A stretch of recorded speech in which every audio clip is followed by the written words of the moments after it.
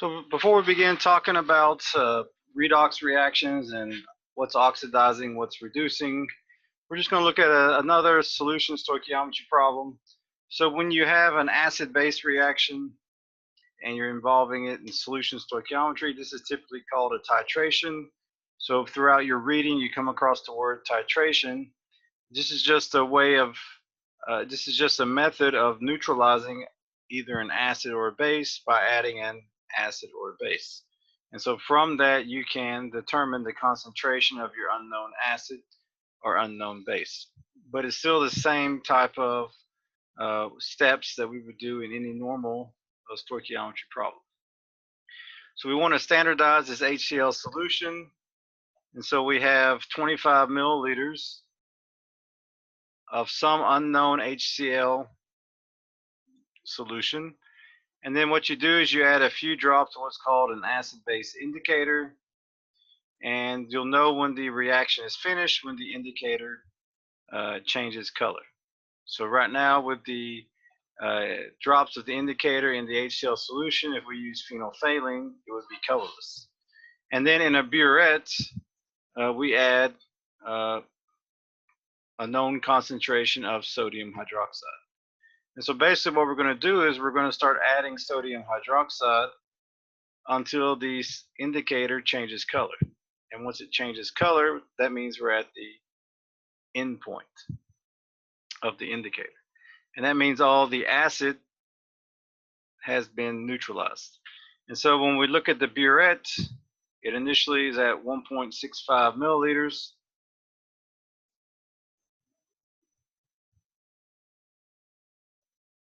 And you keep on adding it, and it took until the burette reading of 32.95 to make the indicator change color, which signifies the end of the reaction. And so we want to calculate what's the molarity of this HCl solution.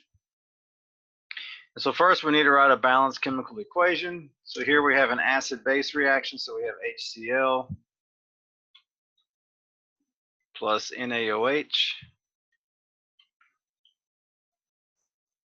Remember, acid-base reactions are a double displacement reaction, so we just switch the two cations and we get two new products. One is water and one is a salt. And so this shows you that it's a 1-to-1 mole ratio of sodium hydroxide to hydrochloric acid. So in order to solve the molarity of HCl, we need to know the moles of HCl and the volume of HCl. So if we know these two components, we can calculate the molarity of HCl. So what we know so far about HCl is we know its volume.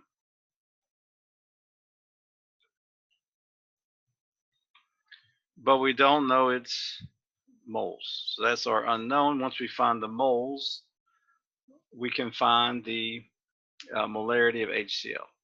So now we have to use the other information to find the moles of HCl.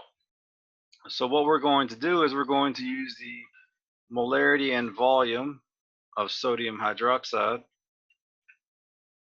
to find the moles of sodium hydroxide, and then we can find the moles of HCl. Because we can do this because we have the balanced chemical equation, and we can convert between moles of NaOH and moles of HCl. So now in order to calculate the moles of NaOH, we need the molarity and the volume. So moles of NaOH equals the molarity times the volume. Well, the molarity is given to us, 0.1015. Now the volume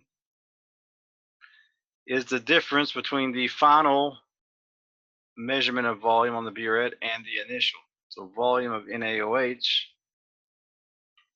is equal to 32.95 minus 1.65. And so that'll tell us the volume of NaOH that was added to the solution.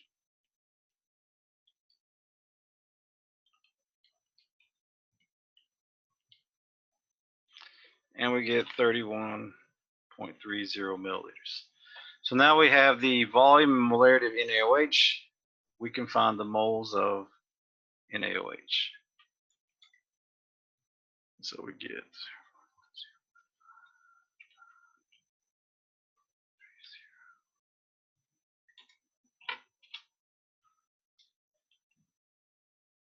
oops. One thing I forgot to do, and this is a common mistake, is you have to convert milliliters to liters, because for molarity you have to have volume in liters. And that's a very common mistake.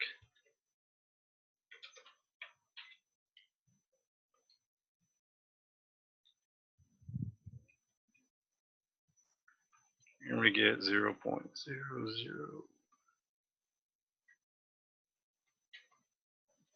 So now we know the moles of sodium hydroxide from the balanced chemical equation. We can calculate the moles of HCl. So you see here there's 1 mole of HCl is neutralized by 1 mole of sodium hydroxide. So it's a 1-to-1 mole ratio. So 1 mole of HCl, 1 mole of sodium hydroxide. So since it's 1-to-1, the moles of HCl is equal to the moles of sodium hydroxide. If it wasn't 1-to-1, then we'd have to use the mole ratio to get the moles of HCl. But since it's 1-to-1 here, the moles of HCl equal to moles of sodium hydroxide. So therefore, the moles of HCl equal 0.00318. So now we have the moles of HCl, we have the volume of HCl. We can calculate the molarity of HCl. Again, for the volume, we have to convert it to liters.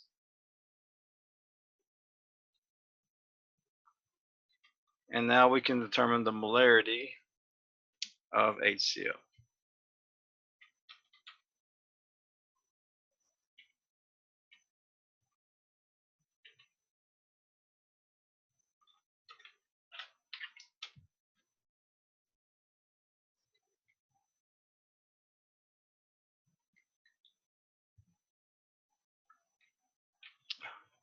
And it's not multiplication, it's division.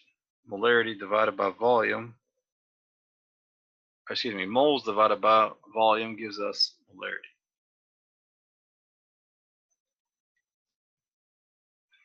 And we get 0.127 molar. So that's the concentration of HCl. Let me just check my work. Yep. And so again, what we did is we found, so we were looking for molarity of HCl, that's moles over volume. The problem gave us volume, but not moles, so we had to use the other information to see how we can find moles. And since it gave us the volume and molarity of sodium hydroxide in the equation we had, we can convert moles of sodium hydroxide into moles of HCl.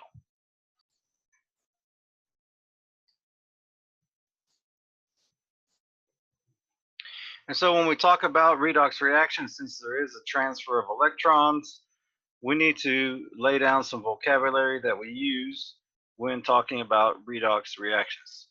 Now, for General Chemistry 1, we typically don't balance redox reactions, but if you take General Chemistry 2, they do balance redox reactions, which is a little bit different process than balancing regular chemical reactions. If you take Gen Chem 2, you can have the privilege of doing those. And so in redox reactions, in redox, it's actually an acronym of 2 different things. It's an acronym of reduction and oxidation. So reduction, or we'll start with oxidation.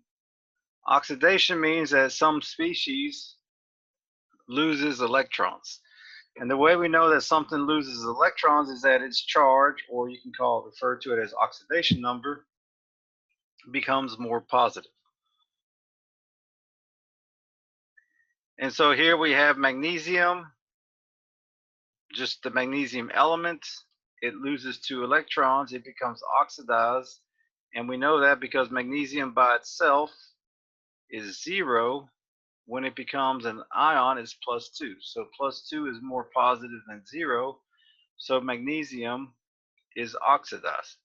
And generally, when you're comparing a metal and a nonmetal, or you have a reaction with a metal and a nonmetal, metals tend to oxidize, nonmetals tend to reduce. So if you just had, a metal and a nonmetal, a monoatomic nonmetal, like nitrogen, not monoatomic, but an elemental nonmetal, not a compound, then the nonmetal, it generally wants to gain electrons, the metal likes to lose electrons. So the metal undergoes oxidation, and if something is oxidized in redox reactions, something has to be reduced, and reduction is when some species gains electrons, and so its charge or oxidation number becomes more negative. So these two processes work together. So if something loses electrons, something else gains electrons for redox reactions.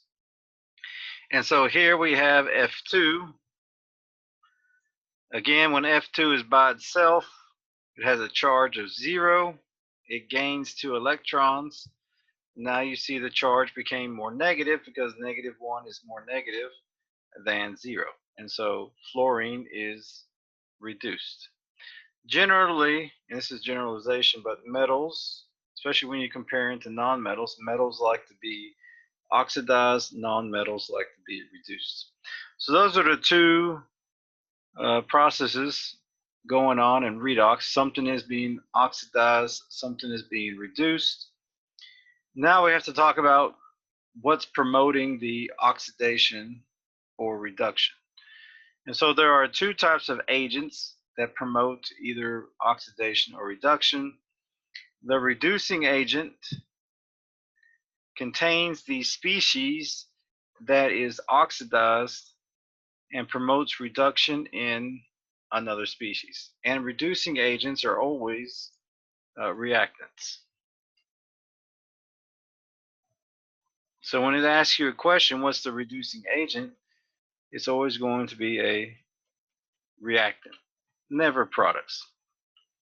And the reducing agent is the compound or the reactant that contains the species that is oxidized. So if I was to write a very simple redox reaction,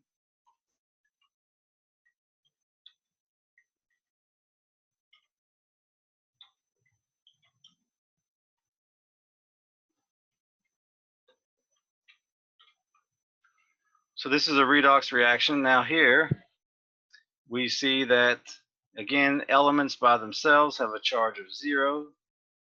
So this magnesium has a charge of 0 when it's in its solid state by itself, and fluorine has a charge of 0. And then magnesium here is +2, and fluoride is -1. And so magnesium here contains the species that is oxidized. So magnesium in this equation would be the reducing agent.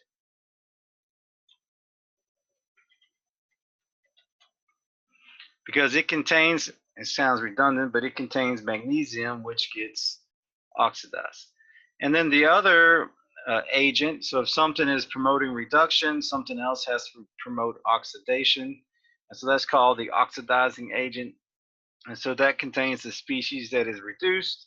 And so since that species is being reduced, it's going to promote oxidation in another species. So based on this equation, fluorine, F2, would be the oxidizing agent. So fluorine, F2, contains the species that is reduced, so therefore it's the oxidizing agent. Let me give you a little bit more elaborate redox reaction.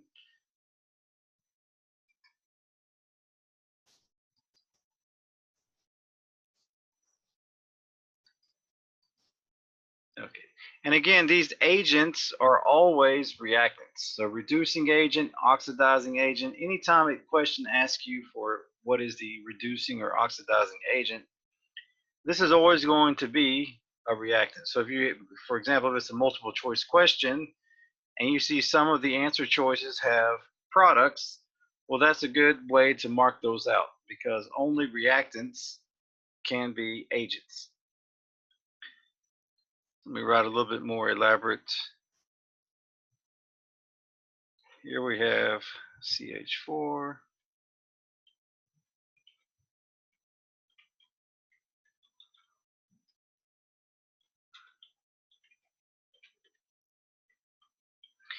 And we'll talk more about combustions in a later lecture and monitoring the oxidation numbers. But here we have a combustion reaction, and combustion reactions are redox reactions. And so for combustion reactions, we want to know the reducing agent. So the reducing agent contains the species that is oxidized. And for right now, I'm just going to tell you what the species that is oxidized is, and it's actually carbon gets oxidized. And we'll explain why in a little bit when we talk about rules for oxidation numbers in a little bit. Yep. And oxygen is the species that gets reduced. And we'll show you why in just a moment.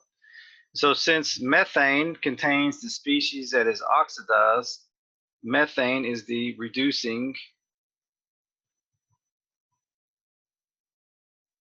agent because it contains carbon, which is oxidized. So the reducing agent is methane. So agents are always reactants, they're not individual elements. And then the oxidizing agent contains the species that is reduced. So in this example, O2 is the oxidizing agent because it contains what is reduced in this chemical reaction. And so another key thing to remember is that it only can be on the reactant side. It cannot be on the product side.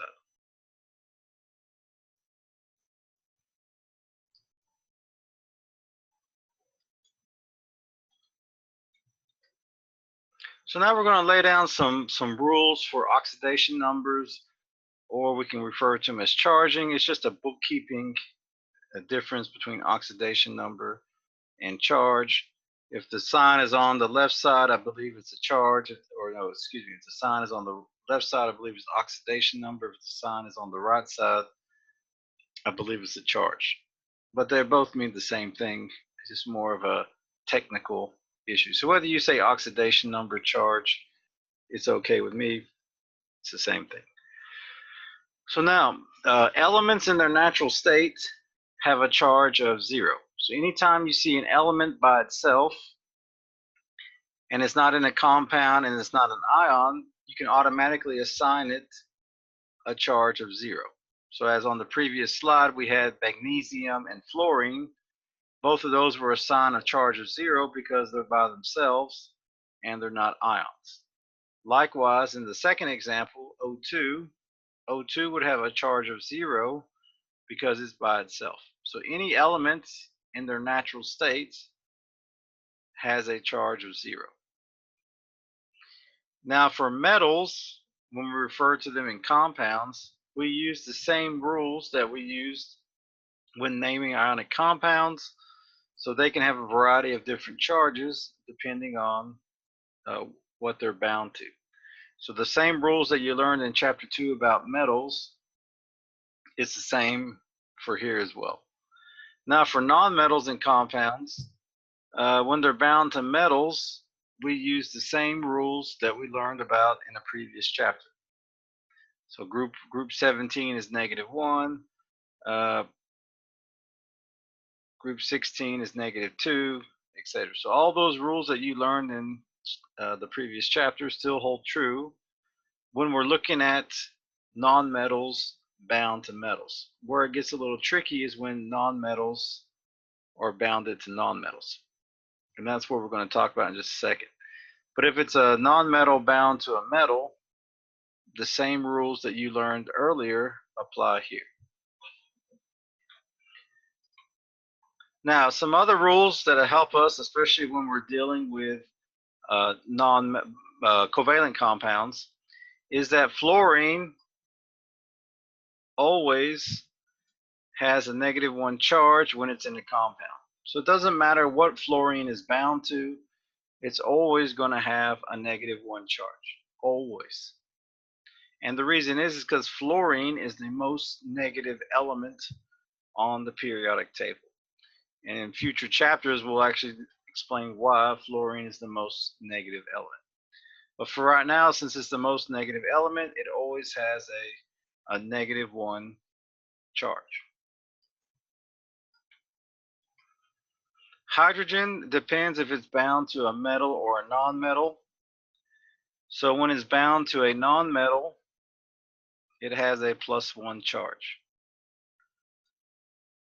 When it's bound to a metal, it has a -1 charge. And the way you can spot the difference in most cases is that when it's in a nonmetal, when we're not talking about hydrocarbons or ammonia, but just regular nonmetal compounds, it's usually listed first. And with a metal, it's generally listed second. And so again, when hydrogen is bound to a nonmetal, it's +1. When hydrogen is bound to a metal, it's -1. So to show you an example of that, here we have H2O. So H2O, oxygen, we know is -2.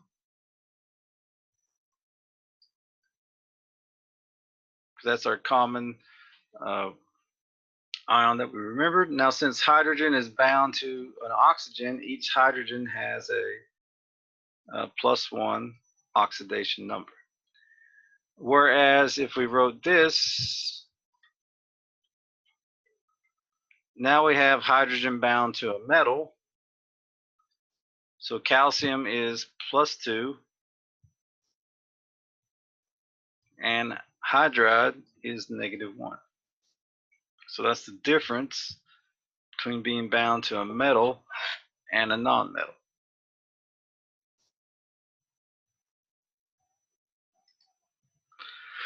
Now, oxygen, as we'll learn later, is the second most negative element on the periodic table, and it's always going to be -2 unless one of two conditions arises. And so the first condition is when it's bound to fluorine, it's going to have a +2 charge. And the only compound it does it in is this one. Let me write that for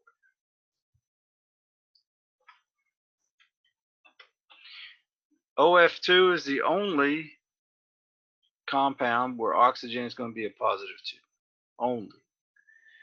And then the other case, well, the other case that we talk about in Gen Chem 1 is peroxides, where oxygen has a -1 charge. So let me show you the difference between these. So this, for example, is calcium oxide.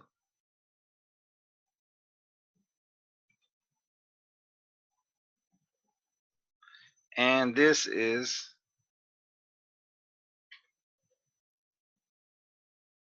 calcium peroxide. So notice the difference in the formula. And so in calcium peroxide, since calcium can only have a +2 charge, then oxygen has to have a -1.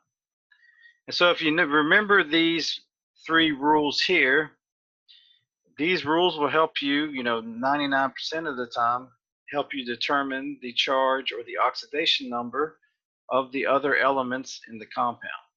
So let me give you an example. Say we have the compound NO2.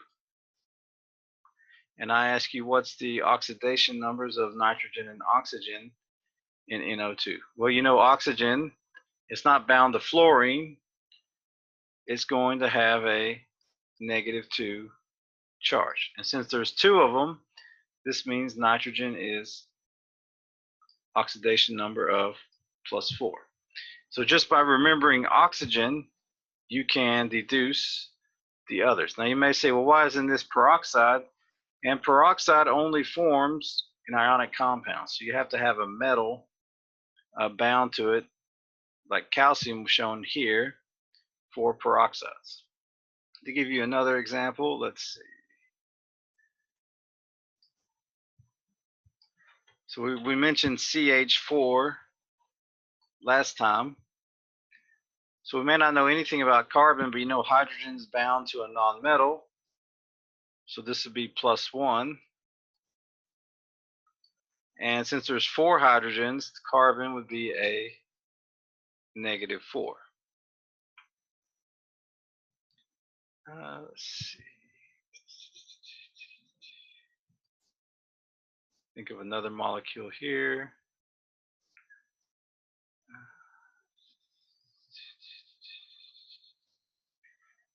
For example,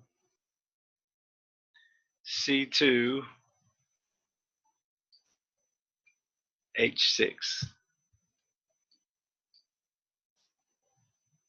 So again, hydrogen is bound to a nonmetal. This gets a +1, and since there's 6 of them, it's +6. And we have 2 carbons, so each carbon has to be a -3.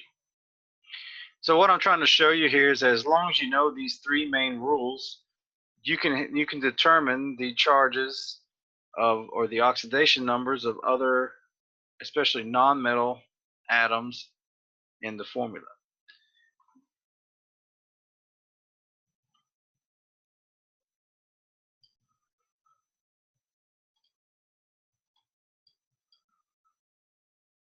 So for covalent compounds and oxidation numbers, again, those 3 rules we mentioned on the previous slide are very important.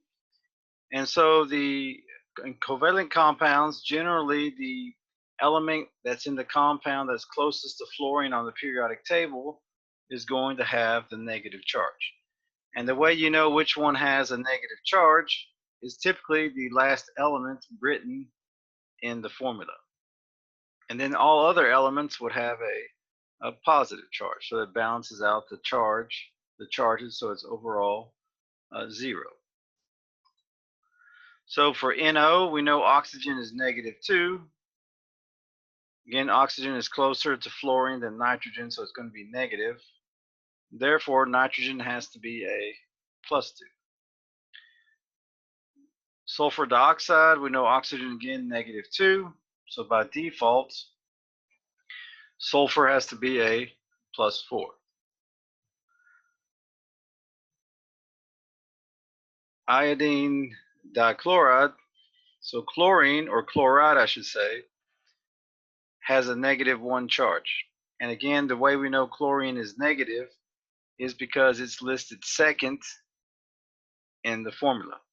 And since it's listed second, it has to be negative. The second way we know it's negative is that it's closer to fluorine than iodine. So therefore, by default, iodine is a +2. ClF3, again, fluorine is always -1, so therefore chlorine has to be a +3. Oops. So now, let me show you some other, a little bit more complicated examples. Let's say we have the acid HClO.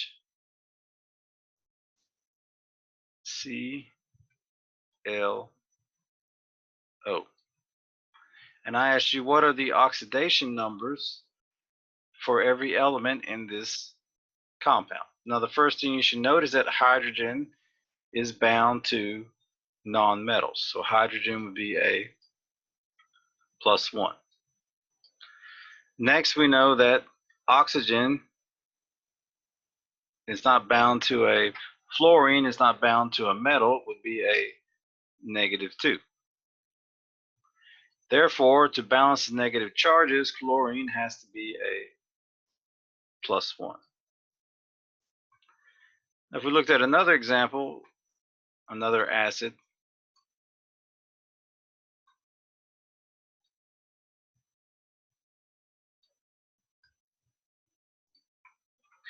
so now we look at this again, hydrogen is bound to a nonmetal, is +1. Oxygen again is -2. So we have a total of -6 and only one hydrogen, which is +1. So chlorine here has to be a oxidation number of +5.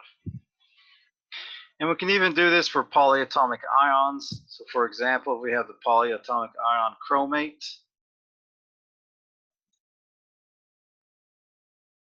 Now polyatomic ions are a little different because they have to add up to the charge of the ion. So here we have chromate.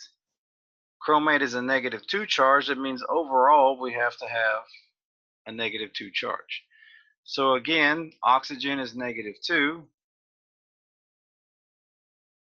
Now -2 times 4 is -8. And remember, we have to have an overall -2 left over. So you have to ask yourself what plus -8 gives you -2. And the answer is 6. So that's the charge of chromium. We'll look at one more. We'll look at nitrate.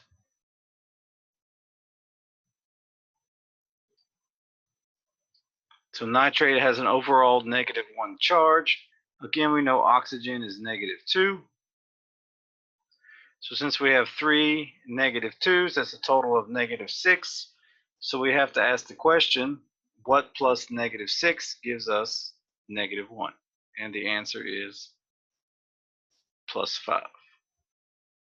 So again, just by knowing those 3 rules that we talked about on the last slide, you can kind of deduce all the different oxidation numbers for all the different elements in between.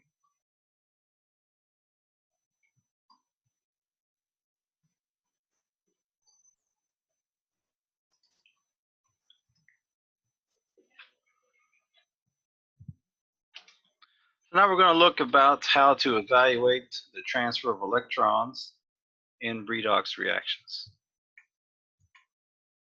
So here we have 2 redox reactions, and in order to determine if redox is occurring, you have to find an element that is oxidized, or a species that is oxidized, and a species that is reduced. So here what you need to do is you have to find the oxidation number of the individual element in each ion or compound. We're not looking for the overall charge, we're looking for what is each element in the ion or compound so that we can see if it changed in value. So here you may not know anything about permanganate, but you see permanganate has a -1 charge, and again you can disregard the 2 when determining oxidation numbers. So this permanganate has a -1 charge. There are 4 oxygens. Each oxygen has a -2 charge. So -2 times 4, let me undo that. -2 times 4 is -8. So what plus -8 gives you -1? And the answer is +7. So manganese here is a +7. Oxygen is a -2. Now on the second reactant, again, we can disregard the coefficient. We're not looking at the coefficient here. We have hydrogen and we have oxygen. And we know from our rules that when hydrogen is bound to a nonmetal, it has a +1 charge. So now oxygen here, there are 2 oxygens and we have a total +2 charge from the hydrogen. So each oxygen has to be a -1 charge. And so this is what's referred to as hydrogen peroxide. The third reactant is the charge is already given to us, it's +1. Now we go to the other side, O2 is by itself. So O2 gets a charge of 0 because it's by itself, it has no charge. Manganese 2 plus is already telling us what it is, it's +2. And then for water, hydrogen is bound to a non-metal, so it's going to be +1, and oxygen is -2. And by the way, anytime you see water, it's always going to be the same oxidation numbers. It never changes. Anytime you see permanganate, it's always going to be the same oxidation numbers. Never changes. And so here we see that permanganate goes from a +7 to a +2, and the oxygen here goes from a -1 to 0. So what we see is that manganese gets reduced and oxygen gets oxidized. So since manganese is reduced, permanganate is the oxidizing agent. And since oxygen is oxidized, peroxide is the reducing agent. So this H plus doesn't have any effect in the redox reaction. It's actually there for balancing, and it also states that this reaction is occurring in an acidic condition. Now if we look at the second example, again we have to go through and identify the charges of all the different elements in the reactants and products and see what is being oxidized, what is being reduced. Now here you see H2O again. It's going to be the same as H2O up here was. It's not going to change. So H plus is H plus. It already told us the oxidation number. Here we have oxygen and chromium. We know oxygen is a -2, and we have 7 of them. So we have to figure out 2 times what plus -14 gives us -2. So what number times 2 plus -14 gives us -2? The answer is 6. So 6 times 2 plus -2 times 7 gives us -2. Now for ethanol here, it may look a little bit difficult, but what you have to remember is that hydrogen is bound to nonmetals. It's a +1. Oxygen is bound to nonmetals. It's going to be -2. We just have to determine what carbon is. So if you look here, there's a total of 6 hydrogens, so that's a +6. Oxygen is a -2, so we have 6 minus 2 plus 2x equals 0. So this tells us carbon has to be a -2. And so the reason it's -2 is so that it balances the charge in this compound. Then we have chromium 3 plus, and then we have CO2. Again, for CO2, we know oxygen is -2. We have 2 of them, so carbon would be a +4. And then we have water, which we already know from the previous example. So now you see that chromium is reduced and carbon is oxidized. So we say that since chromium is reduced, dichromate is the oxidizing agent. Since carbon is oxidized, ethanol is the reducing agent. So that's how you monitor the transfer of electrons, is by monitoring the oxidation numbers of your elements in the reactants and products.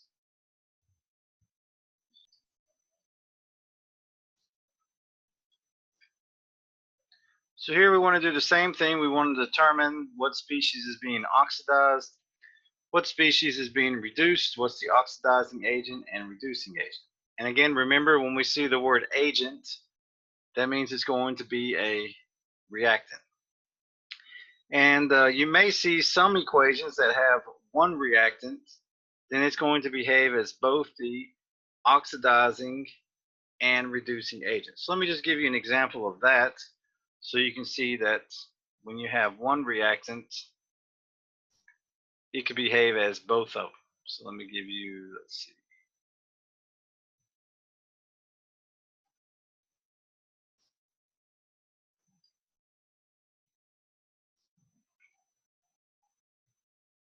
So here we're going to have the decomposition of potassium nitride into potassium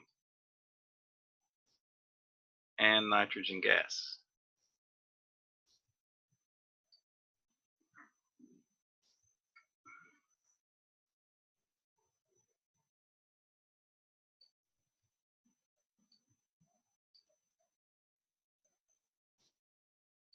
And so here potassium is group 1, it's going to be a +1. And nitride is group 15, it's going to be a -3. And so here, potassium is by itself, it's going to have a charge of 0. And nitrogen is by itself, it's going to have a charge of 0. So notice that potassium is reduced, nitrogen is oxidized. So in this case, potassium nitride is the oxidizing and the reducing agent.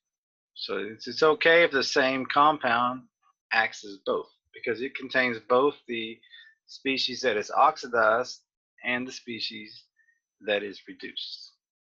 So now let's look at the equations given to us here. So we have NH3 plus O2 gives us NO plus H2O. We want to determine what's oxidized, what's reduced, the oxidizing agent, and reducing agent. So first we need to monitor the oxidation numbers. So again, hydrogen is bound to a non-metal. It's going to be +1. So it's going to be +1 here and +1 here. And notice since it's +1 on both sides, this means hydrogen doesn't take part in the redox reaction. Next we look at nitrogen. So nitrogen here, if there's 3 hydrogens each with a +1, it means nitrogen needs to be a -3. And if we look over here, nitrogen is with 1 oxygen, and oxygen is -2. So that means nitrogen has to be a +2.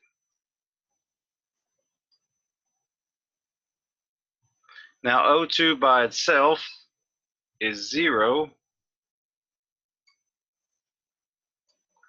and O2 over here is -2.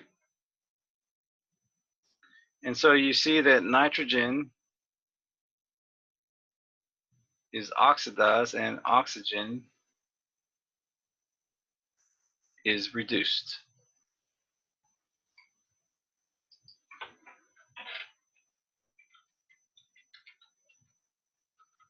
So if nitrogen is oxidized, that means NH3 is the reducing agent. And since oxygen is reduced, O2 is the oxidizing agent. So notice that the agents are actual reactants in the equation. And this is actually a combustion reaction, and there'll be a later lecture discussing the different types of reactions. But for a combustion reaction, just to let you know, the fuel, which is the nitrogen compound, will always be the reducing agent. Oxygen will always be the oxidizing agent for a combustion reaction. So now let me do the next one. So this shouldn't be zinc here, that's a typo, it should be tin. And this is, if you're interested, this is an example of a single replacement reaction. And so here iron is by itself, it has a charge of 0. We have tin chloride, so here chloride has a -1 charge, so tin has to have a +2. And again, we're looking at the charge or the oxidation number of the individual element in the compound, not the collective charge. Then we go to the product side. We have iron, FeCl3. So again, chloride is -1. Since there's 3 chlorides with a -1 charge, iron has to be +3. And since 10 is by itself, it has a 0. So what we see is that iron gets oxidized, 10 gets reduced. And again, this is an example of what we call a single replacement reaction. So here we say iron is oxidized. So iron is the reducing agent. 10 is reduced. So 10 to chloride, oxidizing agent.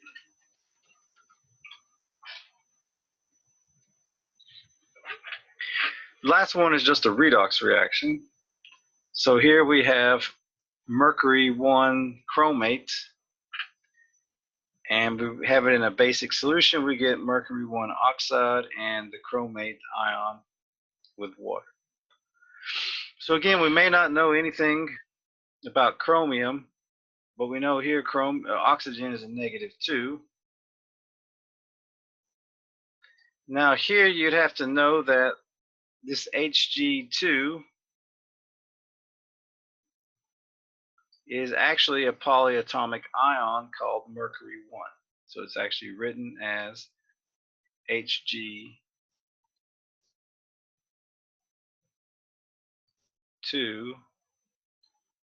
2+.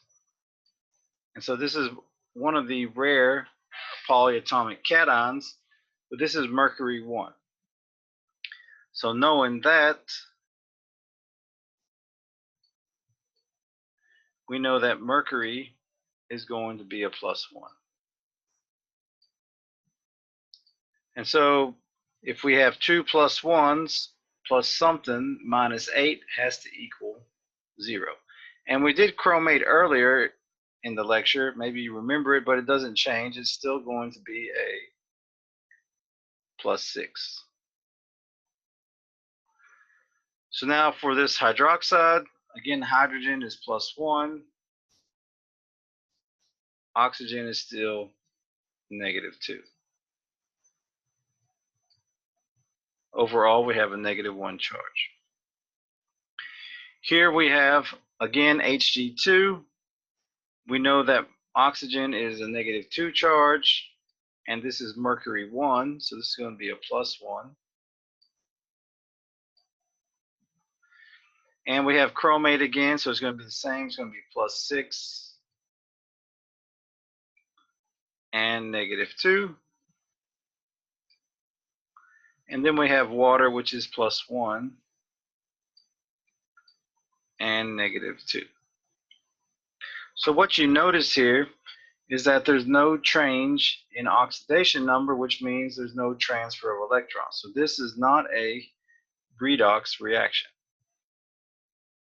because there's no change in oxidation number. So if there's no change in oxidation number, it can't be a redox reaction.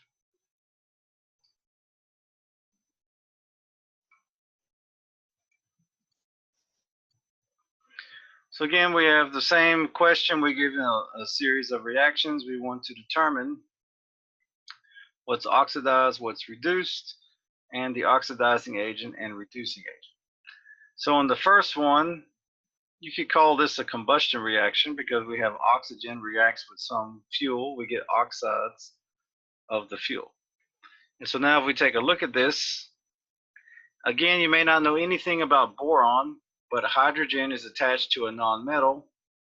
So this would be, hydrogen would be +1.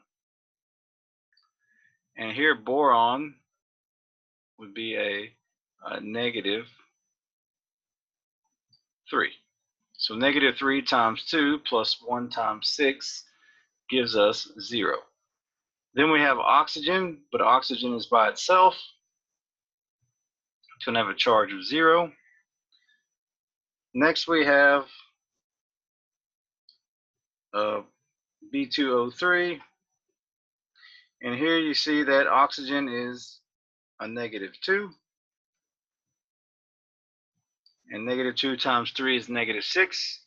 So what times 2 plus -6 gives us 0, and this would be a +3. And then for water, we know, of course, it's +1 and -2. So we see that boron gets oxidized, oxygen gets reduced. So boron, and therefore B2H6 is the reducing agent. And again, in a combustion reaction, the fuel is always the reducing agent, and oxygen is always the oxidizing reagent.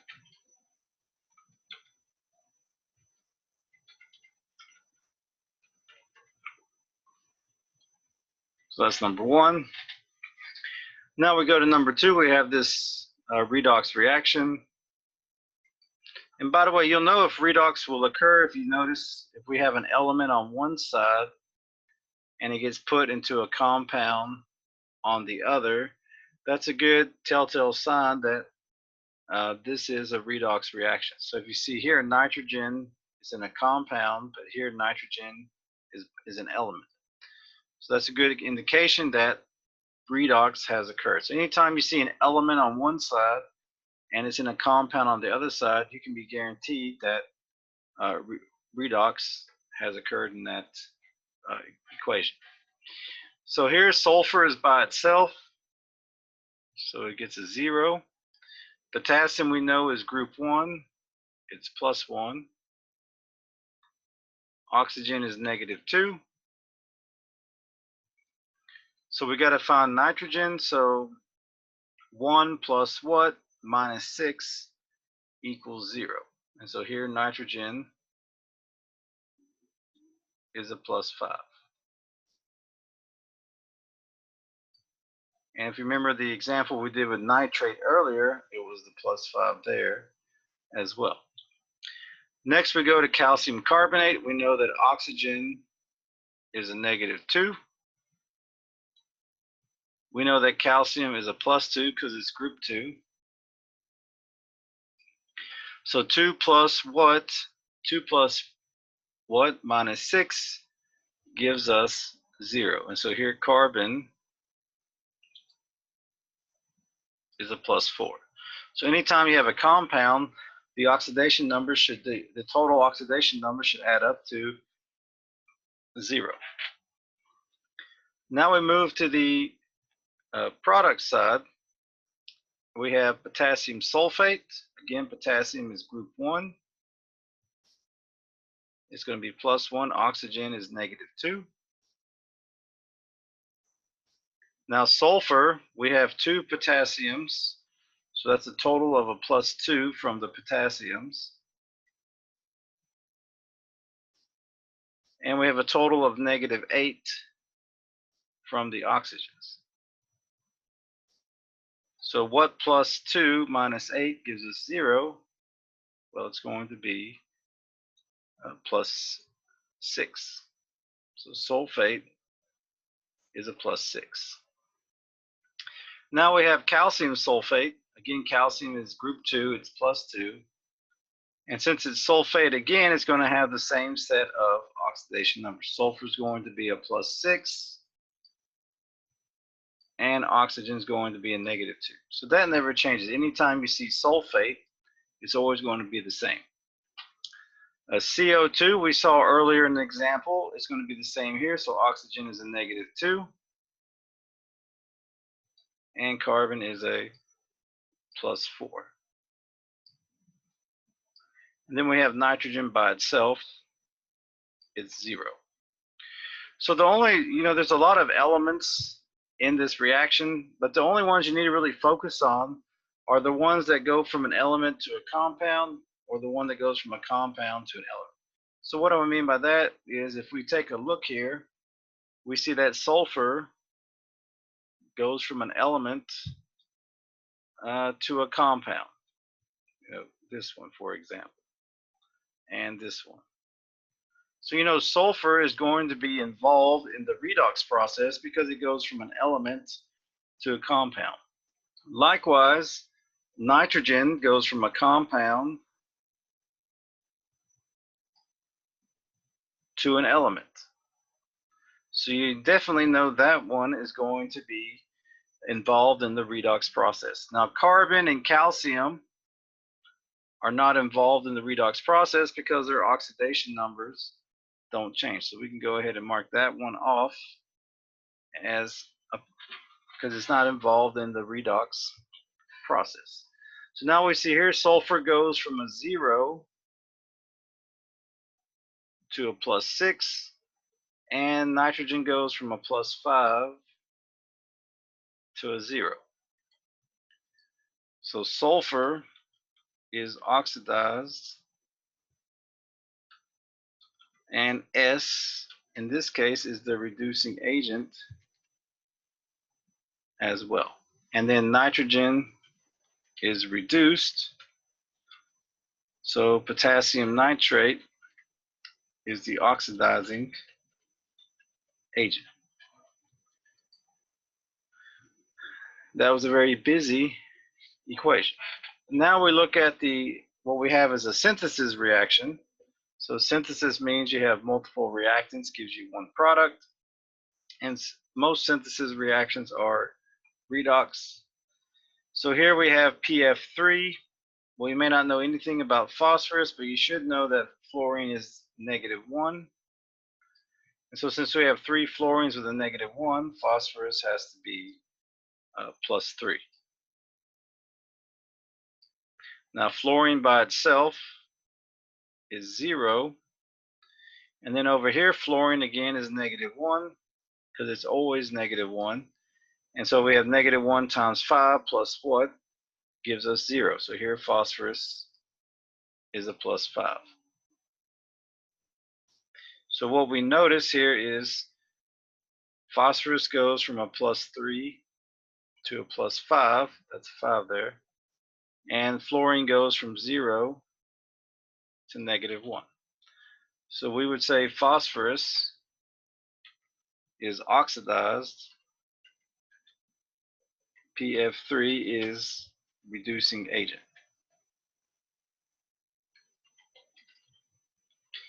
And fluorine is reduced. F2 is the oxidizing agent.